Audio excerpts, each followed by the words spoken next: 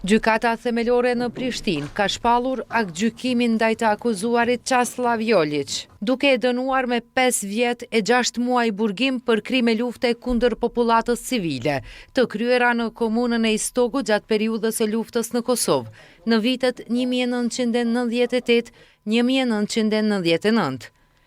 Në seancën e mbajtur sot, trupi gjykues i kryesuar nga gjyqtari Ngadnim Ardni shpalli fajtor të akuzuarin për veprën penale të krimeve të luftës në pikën A të aktakuzës. Të njëjtin e gjykon për veprën penale krim lufte kundër popullsisë civile. Për këto veprime e gjykon me dënim me burgim në kozgjatje prej 5 vite e 6 muaj burgim, ku koha e kaluar në masën e paraburgimit i llogaritet në dënimin e shqiptuar.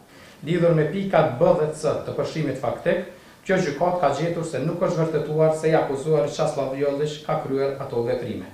Prokuroria Speciale e Republikës së Kosovës, më 18 nëntor të vitit 2022, ka ngritur aktakuzë ndaj të pandehurit Qaslav Jolić, me arsyetimin se gjatë kohës së luftës në Kosovë, prej muajit janar të vitit 1998 e deri në qershor të 99-s në territorin e komunës së Istogut, në bashkëkryerje me persona të tjerë, duke i shkelur rregullat e së drejtës ndërkombëtare. Ka aplikuar masat e torturimit dhe shkaktimit të vuajtjeve të mëdha apo cenimit të integritetit trupor ose shëndetit kundër popullsisë civile, që nuk kanë marrë pjesë drejt për drejt në konflikt për shkaqe që lidhen me luftën.